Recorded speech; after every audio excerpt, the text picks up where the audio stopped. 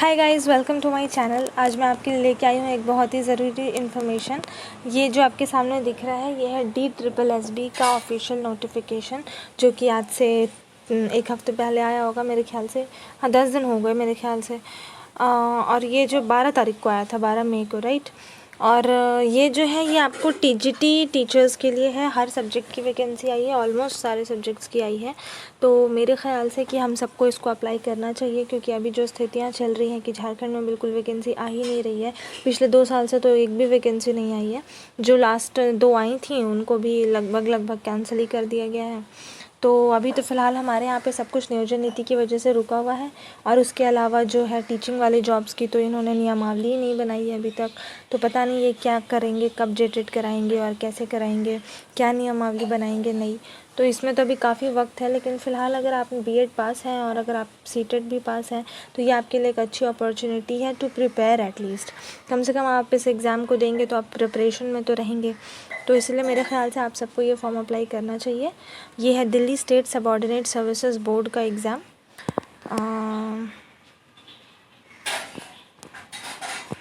ये आपको TGT की वैकेंसीज़ देखिए, ये फ़ीमेल मेल की अलग अलग निकालते हैं। तो यहाँ पे इन्होंने आपको सीट्स दिखा रखी हैं कि कौन से कैटेगरी में कितनी सीट्स हैं। तो आप अपने सब्जेक्ट के हिसाब से देख लीजिए। मैं आपको ये स्क्रीन पे ये दिखाती रहूँगी थोड़ी देर तक। तो ये सब्जेक्ट्स हैं आपके, हिंदी है, नेचुरल साइंस है। नेचुरल साइंस मतलब जो हम लोग पढ़ते हैं जनरल साइंस, वो। उसके बाद आपका मैथ्स है, फिर सोशल साइंस है, फिर बंगाली है, फिर प्राइमरी नर्सरी है, फिर LDC है, फिर काउंसलर, हेड क्लर्क और असिस्टेंट टीचर प्राइमरी और पटवारी। ये इतनी पोस्ट हैं। तो मेरे ख़्याल से आप सबको इंटरेस्ट होगा TGT में ही ज़्यादा करके। तो देखिए, आप TGT के लिए आप अप्लाई कर सकते हैं। आप देख लीजिए आपकी सीट्स कितनी हैं। यहाँ पे बंगाली में केवल एक ही सीट है, ओके, बंगाली मेल के लिए। बाकी सब में है ठीक ठाक, कुछ तो है ही 30-40। तो आप सबको देख लीजिए। एलिजिबिलिटी मैं आपको बता देती हूँ। हिंदी के लिए आपको जो है होना चाहिए BA पास होना चाहिए 45% मार्क्स के साथ, और आपको B.Ed पास होना चाहिए, और आपको होना चाहिए C.TET पास, ओके।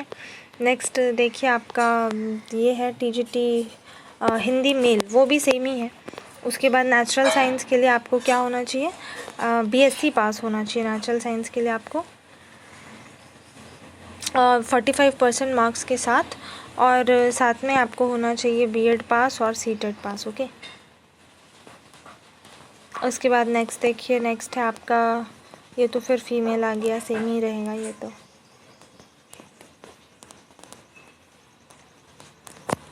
उसके बाद देखिए, ये है आपका TGT मैथ्स के लिए आपको होना चाहिए मैथ्स सब्जेक्ट में 45%। ये देखिए, आपको सब्जेक्ट का कुछ कॉम्बिनेशन दिया है कि English into school subjects of which at least one out of the following should have been at the elective level। इनमें से आपके पास कोई सब्जेक्ट होना चाहिए, ठीक है।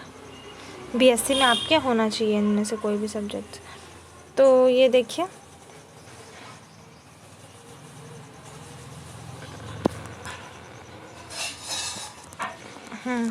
तो ये भी वही है, आपको होना चाहिए BSc पास होना चाहिए आपको, और आपने B.Ed किया होना चाहिए, या कोई भी 2 साल का डिग्री या डिप्लोमा इन ट्रेनिंग एजुकेशन, कुछ भी चलेगा, और साथ में C.TET पास होना चाहिए आपको। उसके बाद देखिए, ये सेम टू सेम मेल के लिए है। फिर ये सोशल साइंस के लिए भी सेम है कि आपको BA होना चाहिए और 45% मार्क्स के साथ, और साथ में आपको B.Ed किया हुआ होना चाहिए, और आपको होना चाहिए C.TET पास, ओके। नेक्स्ट देखिए, ये फिर आपको ऐसे ही सारी एलिजिबिलिटीज़ हैं। आप इनको धीरे धीरे पॉज करके देख लीजिएगा अगर आपके पास ये नोटिफिकेशन नहीं हो तो। वैसे नोटिफिकेशन आप इजीली डाउनलोड भी कर सकते हैं। गूगल में आप बस जाकर टाइप करेंगे DSSB TGT नोटिफिकेशन, तो आपको ये आ जाएगा, ओके। एक ज़रूरी चीज़, जिन्होंने भी B.Ed किया है वो प्राइमरी के लिए एलिजिबल नहीं है। प्राइमरी के लिए केवल वो लोग एलिजिबल हैं जिन्होंने DL.Ed किया है या फिर BL.Ed किया है, यानी कि डिप्लोमा इन एलिमेंट्री एजुकेशन और bachelor in elementary education, okay. तो B.Ed वाले जो हैं वो एलिजिबल नहीं हैं प्राइमरी के लिए और नर्सरी के लिए, ओके।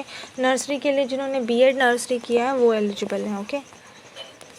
आप इसको डाउनलोड करके ध्यान से पढ़ लीजिएगा।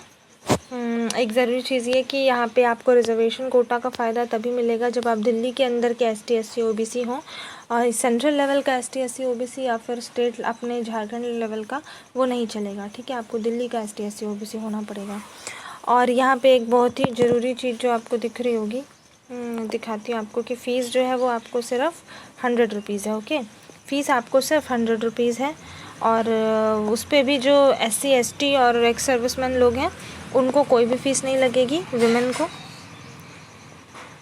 अच्छा वुमेन को एनीवे फ़ीस नहीं लगेगी। Okay, women candidate and candidates belonging to schedule caste, schedule tribe, PWD, ex serviceman, ये सब को नहीं लगेगी। ओके, तो लगेगी फ़ीस केवल लड़कों को जो कि ST SC PWD ex serviceman नहीं है, मतलब जो नॉर्मल है। ओके, तो मेरे ख्याल से सिर्फ 100 रुपये फ़ीस है, तो आप सबको अप्लाई करनी चाहिए। उस पर भी लड़कियों के लिए तो फ्री है, तो उनको ज़रूर अप्लाई करना चाहिए because it's a very good opportunity. अभी जब आपके पास कोई भी एग्ज़ाम नहीं है तो ये वाला एग्ज़ाम आपके लिए काफ़ी ज़्यादा इम्पोर्टेंस रखता है। ओके, यहाँ पे देखिए 2 पेपर होंगे एग्ज़ाम के, ठीक है, ये आपको सिलेबस दे रखा है।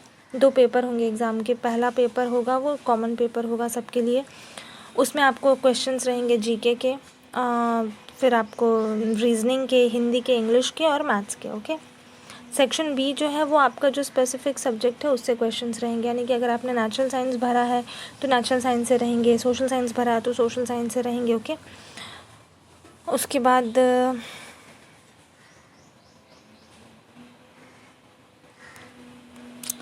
एलिजिबिलिटी क्राइटेरिया देखिए। एलिजिबिलिटी तो आपने देख ली है ना, रिजर्वेशन बेनिफिट्स आपने देख लिया है, ये एज रिलैक्सेशन का दे रखा है, तो ये भी सिर्फ उन्हीं के लिए वैलिड है जो कि दिल्ली के अंदर रहते हैं, दिल्ली के ST SC OBC हैं। ओके, सिर्फ उनके लिए वैलिड है। आगे देखिए, यहाँ पे 2 टाइप के स्कूल्स होते हैं, MCD और NDMC, ठीक है, तो वो सब बाद की बातें हैं। पहले आपको एग्ज़ाम देना होता है, एग्ज़ाम पास करना होता है, उसके बाद पता चलता है कि आपको कौन से स्कूल्स मिल रहे हैं। ओके, फिर ये एग्ज़ाम के लिए कुछ गाइडलाइंस दे रखी हैं इन्होंने। तो बस यहीं तक आपकी इन्फॉर्मेशन थी। Thank you so much. मेरे वीडियो को लगातार देखते रहिए और ये वाला फॉर्म ज़रूर अप्लाई कीजिएगा। Thank you so much.